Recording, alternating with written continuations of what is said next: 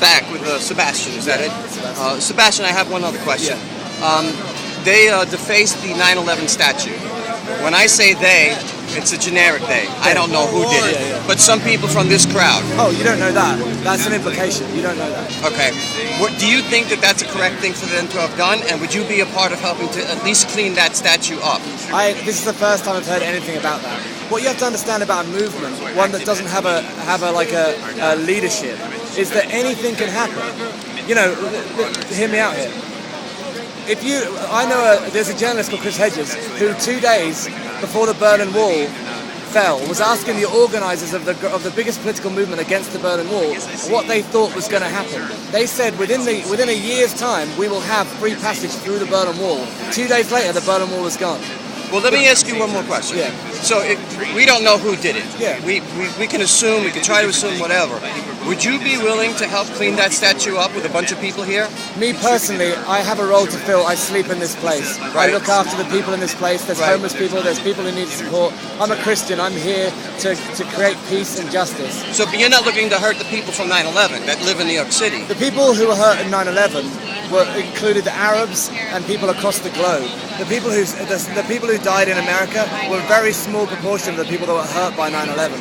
You know, America had a chance. What does that mean? I'm not sure what that means. America had a chance to show, if it was a Christian nation, to show its ability to restore peace and love in the world. Instead, we used it as a chance to invade and attack foreign peoples. But what people, you just mentioned that there was a small majority of people who died at the World Trade. What group are we talking about? I'm talking about the people who died in 9/11 compared to the people who have died in the subsequent wars that we've used as an excuse, 9/11 as an excuse to fulfill. But do you think that 9/11 was caused by any particular thing, or? 9/11 was caused by global injustice, by poverty. You cannot be poor, you cannot be rich in a world that's poor and expect to not be attacked. You create the reality. When you choose greed, you create a reality where people are going to suffer. If people suffer, I was educated by the teachings of Gandhi. I'm a strongly non-violent person, but you can't take violence out of the world. Greed is a sin, it's violent. All sins are violent. And when you put violence into the world, you create more violence. If I tell you that, and you know this already, I'm sure, that most of the passengers on the terrorists on 9/11 that flew the planes and killed 3,000 Americans were not American citizens, and they were basically middle class or well off. What would you say to that?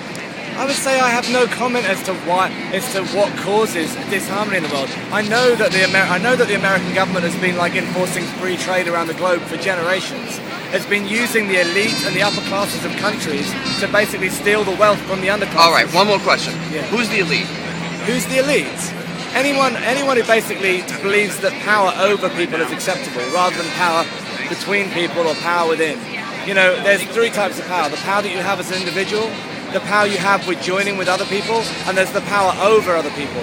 The power over other people is an evil thing and it should not be tolerated. But do you have any names that you are thinking of, or any groups of people, or any types or groups, or because companies, or politicians? Every single person in this world is part of the system. Everyone has an equal part to play. Everyone has individual responsibility. That's all there is in the world, is your choice individually and how you react to the world. If you choose greed, if you choose consumption, if you choose having more than other people and seeing people suffer, that's your personal decision. Every one of us in the world has their own part to play in this mess. This is what this movement is, a movement of enlightenment on a spiritual level and on a practical level. We're here to educate. Come and see us. You know, we're here to talk. Me and my wife are sleeping in this park. We'll be sleeping in this park. How long have you been here? We've been here for 2.5 weeks. You've been here for 2.5 weeks? Yeah, we're from Portland, Oregon, on the West Coast. And how do you get any attention, medical attention, food? We have systems here.